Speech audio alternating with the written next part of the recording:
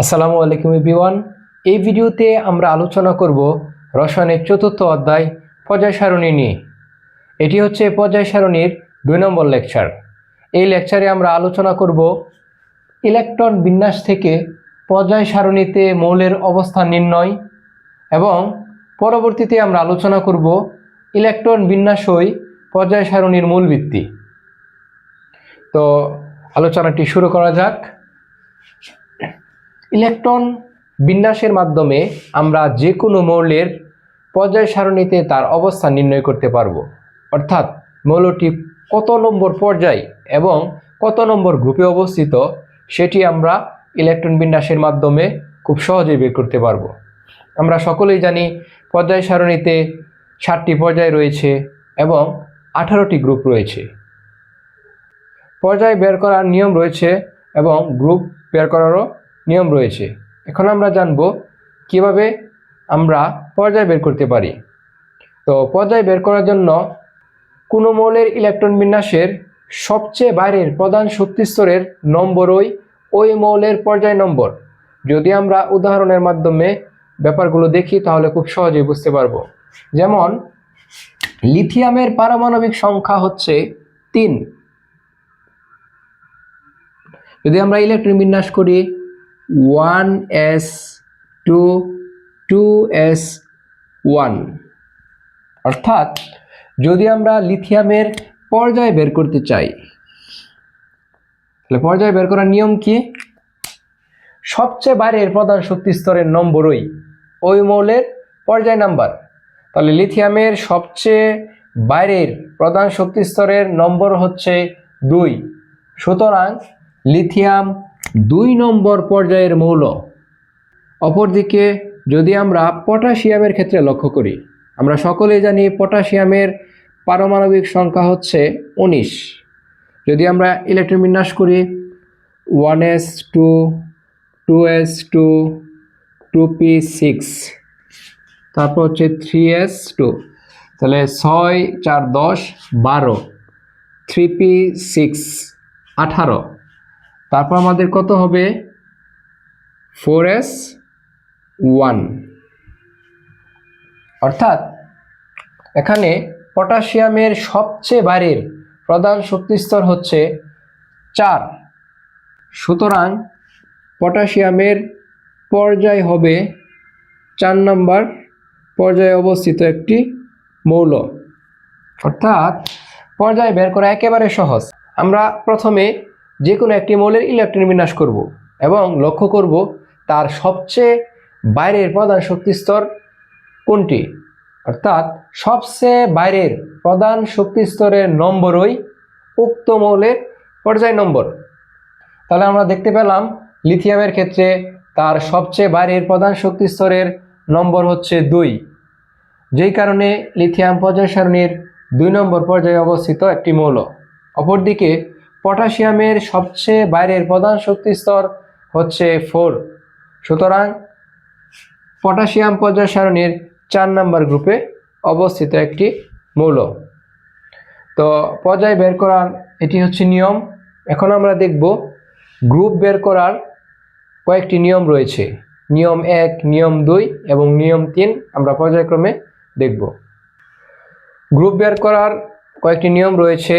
এখন আমরা আলোচনা করব নিয়ম 1 নিয়ে। নিয়ম 1 নিয়ম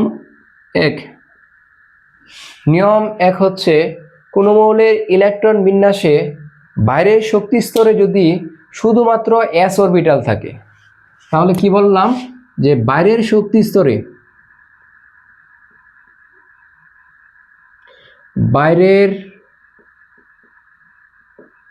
স্তরে শুধু s অরবিটাল,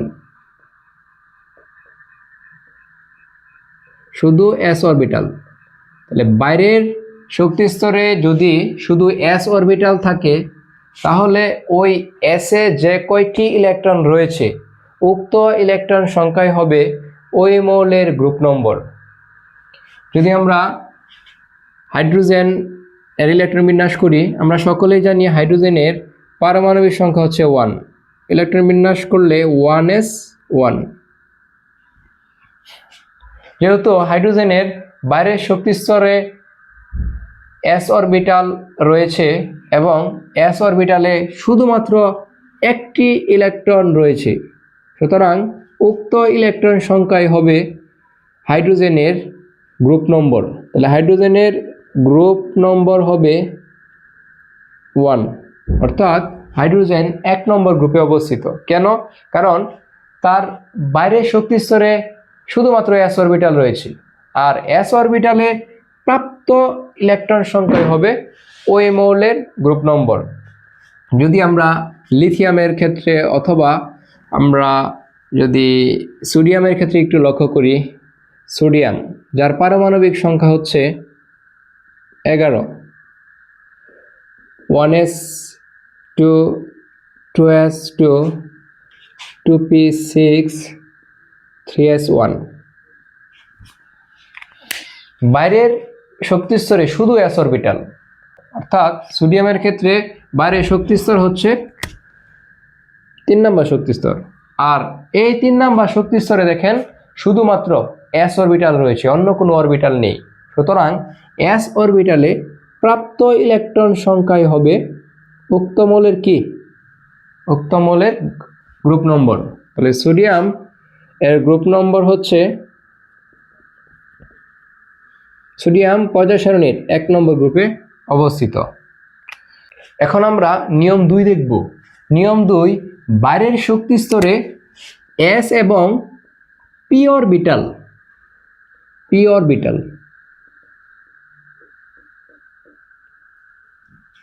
নিয়ম 2 হচ্ছে কোনো মৌলের ইলেকট্রন বিন্যাসে বাইরের শক্তি স্তরে যদি s এবং p অরবিটাল থাকে, তাহলে s এবং p অরবিটালের সাথে 10 যোগ করে উক্ত যোগফলই হবে ওই মৌলের গ্রুপ নম্বর।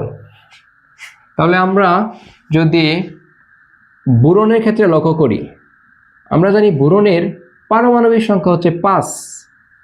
তাহলে ইলেকট্রন বিন্যাস যদি করি 1s2 2s2 2p1, তাহলে লক্ষ্য করে দেখেন বাইরের শক্তি স্তরে s এবং p অরবিটাল, এখানে বোরনের বাইরের শক্তি স্তর হচ্ছে 2 নম্বর শক্তি স্তর এবং 2 নম্বর শক্তি স্তরে s এবং p অরবিটাল রয়েছে। তাহলে শর্ত অনুযায়ী আমাদের কি করা লাগবে?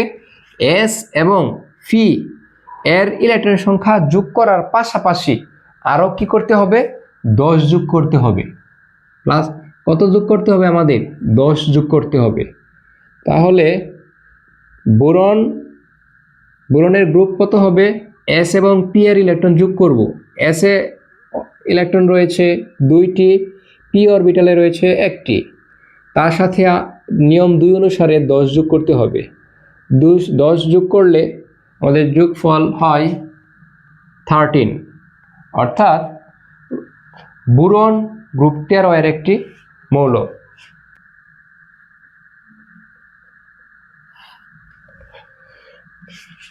এখন আমরা জানব নিয়ম 3, বাইরের শক্তি স্তরে s অরবিটাল এবং তার আগের শক্তি স্তরে d অরবিটাল। যদি কোনো মৌলের ইলেকট্রন বিন্যাসে তার বাইরের শক্তি স্তরে s অরবিটাল এবং তার পূর্বের শক্তি স্তরে d অরবিটাল থাকে, তাহলে s এবং d এর মোট ইলেকট্রন সংখ্যাই হবে ওই মৌলের গ্রুপ নম্বর। যেমন আমরা যদি আয়রনের উদাহরণ দিই, আমরা জানি আয়রনের পারমাণবিক সংখ্যা হচ্ছে 26। যদি ইলেকট্রন বিন্যাস করি 1s2 2s2 2p6 3s2 3p6 10 18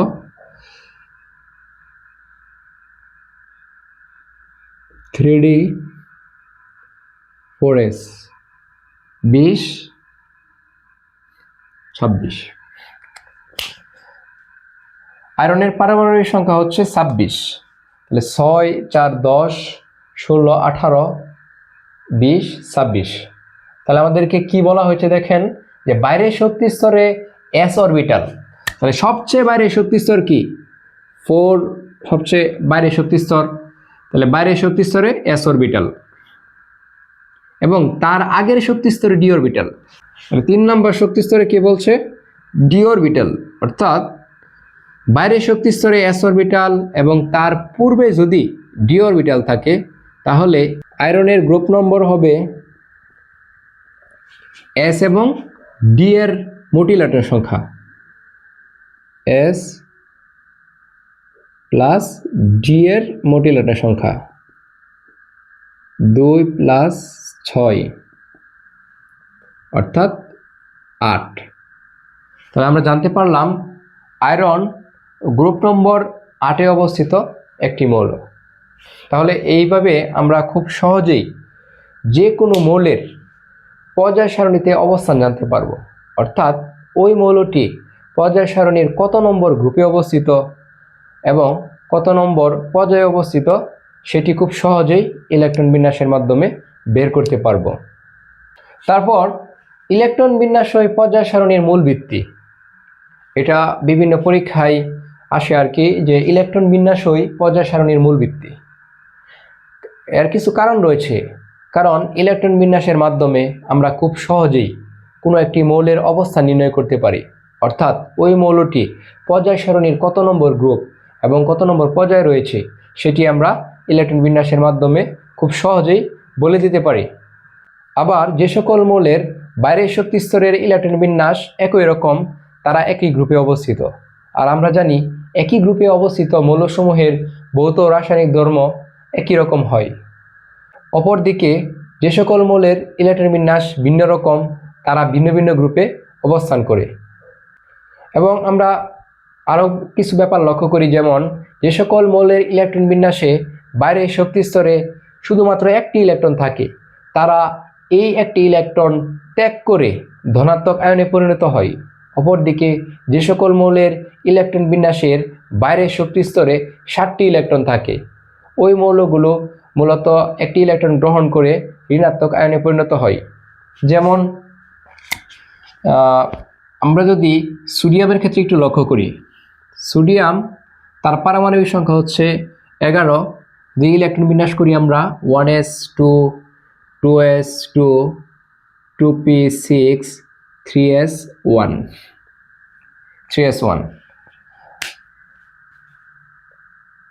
তাহলে সোডিয়ামের পারমাণবিক সংখ্যা হচ্ছে 11। সোডিয়াম পর্যায় সারণীর কত নম্বর গ্রুপে অবস্থিত আমরা একটু আগে শিখেছি, যে পর্যায় নম্বর বের করার নিয়ম হচ্ছে কি, কোনো মৌলের ইলেকট্রন বিন্যাসে সবচেয়ে বাইরের প্রধান শক্তি স্তরের নম্বরই ওই মৌলের পর্যায় নম্বর। তাহলে সোডিয়াম এর সবচেয়ে বাইরের শক্তি স্তর হচ্ছে 3য় শক্তি স্তর। সুতরাং সোডিয়াম পর্যায় সারণীর 3 নম্বর পর্যায়ে অবস্থিত একটি মৌল।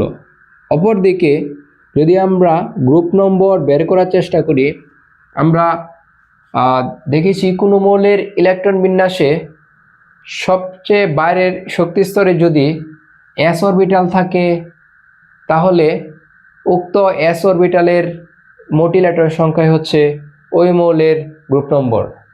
তাহলে আমরা দেখতে পাই সোডিয়ামের সবচেয়ে বাইরের শক্তি স্তর হচ্ছে 3য় শক্তি স্তর, এবং এই 3য় শক্তি স্তরে শুধুমাত্র s অরবিটালই রয়েছে, অন্য কোনো অরবিটাল নেই। সুতরাং s অরবিটালে যে কয়টি ইলেকট্রন থাকবে সেই ইলেকট্রন সংখ্যাই হবে সোডিয়ামের গ্রুপ নম্বর। সোডিয়ামের s অরবিটালে একটি ইলেকট্রন রয়েছে, সুতরাং সোডিয়াম 1 নম্বর গ্রুপের মৌল। যেহেতু ইলেকট্রন বিন্যাসের মাধ্যমে কোনো একটি মৌল পর্যায় সারণীর কত নম্বর গ্রুপ এবং কত নম্বর পর্যায়ে রয়েছে সেটি আমরা বের করতে পারি, এই জন্য ইলেকট্রন বিন্যাসই পর্যায় সারণীর মূল ভিত্তি বলা যায়। পাশাপাশি আরও কিছু কারণ রয়েছে, কারণ যে সকল মৌলের সর্বশেষ কক্ষপথে একটি ইলেকট্রন থাকে, দেখেন সোডিয়ামের সর্বশেষ কক্ষপথ হচ্ছে 3য় শক্তি স্তর, আর এই 3য় শক্তি স্তরে একটি ইলেকট্রন রয়েছে, অর্থাৎ সর্বশেষ কক্ষপথে একটি ইলেকট্রন থাকলে ওই মৌলগুলো ইলেকট্রন ত্যাগ করে ধনাত্মক আয়নে পরিণত হয়। সোডিয়াম একটি ইলেকট্রন ত্যাগ করে সোডিয়াম ধনাত্মক আয়নে পরিণত হয়। যে সকল মৌলের ইলেকট্রন বিন্যাসে বাইরের শক্তি স্তরে একটি ইলেকট্রন থাকবে সেই মৌলগুলো ওই একটি ইলেকট্রন ত্যাগ করে ধনাত্মক আয়নে পরিণত হয়। যেমন সোডিয়াম একটি ইলেকট্রন ত্যাগ করে ধনাত্মক আয়নে রূপান্তরিত হয়েছে। এখানে অনেকে প্রশ্ন করতে পারেন, যেহেতু ইলেকট্রন ত্যাগ করেছে তাহলে এই জায়গায় একটি ইলেকট্রন যোগ করা হয়েছে কেন? এটি কিন্তু এইভাবে লেখা যায়, যেমন সোডিয়াম একটা ইলেকট্রন কি করছে? ত্যাগ করছে, অর্থাৎ বের করে দিছে, তাহলে মাইনাস ইলেকট্রন। একটা ইলেকট্রন কি বের করে দিছে, তাহলে কি হবে? ইলেকট্রন বের করে দিলে পজিটিভ এর মান বেড়ে যায়, অর্থাৎ সোডিয়াম প্লাস। তাহলে এই জিনিস আর এই জিনিসটা একই কথা। যদি আমরা ইলেকট্রনকে পক্ষান্তর করি তাহলে এই পাশে কি প্লাস আকারে চলে যাবে, কিন্তু বেশিরভাগ ক্ষেত্রে আমাদের বইয়ে এইভাবে লেখা আছে। অনেক ক্ষেত্রে এরকম ধরা হয়, এই জায়গায় মাইনাস আছে, ইলেকট্রনও মাইনাস আছে, এজন্য অনেকের ভিন্ন ভিন্ন মত রয়েছে। আমরা সবসময় এইভাবে দেওয়ার চেষ্টা করব। অপরদিকে যদি আমরা ক্লোরিনের দিকে লক্ষ্য করি, ক্লোরিনের পারমাণবিক সংখ্যা হচ্ছে 17। ইলেকট্রন বিন্যাস যদি আমরা করি 1s 2s 2p 3s 3p 2 2 6 2 6 10 18 3p 5 10 15 17। যে সকল মৌলের ইলেকট্রন বিন্যাসে বাইরের শক্তি স্তরে 7টি ইলেকট্রন থাকে তারা মূলত একটি ইলেকট্রন গ্রহণ করে ঋণাত্মক আয়নে পরিণত হয়। আমরা জানি ইলেকট্রন বের করে দিলে অর্থাৎ ত্যাগ করলে ধনাত্মক আয়নে পরিণত হয় এবং ইলেকট্রন গ্রহণ করলে ঋণাত্মক আয়নে পরিণত হয়। কারণ প্রত্যেকটি মৌল আধান নিরপেক্ষ, অর্থাৎ পরমাণুর কেন্দ্রে যে নিউক্লিয়াস রয়েছে, নিউক্লিয়াসে যতগুলো প্রোটন থাকে ঠিক ততগুলো ইলেকট্রন তার বিভিন্ন কক্ষপথে থাকে, যেই কারণে সামগ্রিকভাবে পরমাণুগুলো হচ্ছে চার্জ নিরপেক্ষ। আর যখন আমরা ওই পরমাণু থেকে কোনো ইলেকট্রন বের করে দিই তখন পজিটিভের মান বেড়ে যায়, যেই কারণে ইলেকট্রন ত্যাগ করলে পজিটিভের মান বেড়ে যায়, পাশাপাশি ইলেকট্রন গ্রহণ করলে নেগেটিভের মান কি বেড়ে যায়। তাহলে যেহেতু ক্লোরিনের সবচেয়ে বাইরের শক্তি স্তরে 7টি ইলেকট্রন রয়েছে, অর্থাৎ ক্লোরিনের সবচেয়ে বাইরের শক্তি স্তর হচ্ছে তৃতীয় শক্তি স্তর, আর তৃতীয় শক্তি স্তরে মোট ইলেকট্রন রয়েছে 7টি ইলেকট্রন রয়েছে। তাহলে ক্লোরিন কি করবে? একটি ইলেকট্রন গ্রহণ করে ঋণাত্মক আয়নে পরিণত হবে, অর্থাৎ ক্লোরিন একটি ইলেকট্রন গ্রহণ করে ক্লোরিন মাইনাসে রূপান্তরিত হবে। যেহেতু ইলেকট্রন বিন্যাসের মাধ্যমে কোনো একটি মৌল পর্যায় সারণীর কত নম্বর গ্রুপ এবং কত নম্বর পর্যায়ে অবস্থিত সেটি বের করা যায়, পাশাপাশি মৌলসমূহের অনেক ধর্ম সম্পর্কে জানা যায়, তাই ইলেকট্রন বিন্যাসকে পর্যায় সারণীর মূল ভিত্তি বলা যায়। তো আজকে ক্লাস এই পর্যন্তই শেষ। সবাই ভালো থাকবেন, সুস্থ থাকবেন। আসসালামু আলাইকুম। পরবর্তী ক্লাসে আমরা 3য় নম্বর লেকচার নিয়ে আবার আপনাদের মাঝে চলে আসব।